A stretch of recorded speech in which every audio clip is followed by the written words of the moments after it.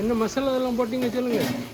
மசாலா வத்தல் பொடி, மற்றபடி இஞ்சி பூண்டு பேஸ்ட்டு, குருமிளகு பொடி, நல்ல மிளகு பொடி, அடுத்து மஞ்சள் பொடி, உப்பு, அவ்வளோதான்.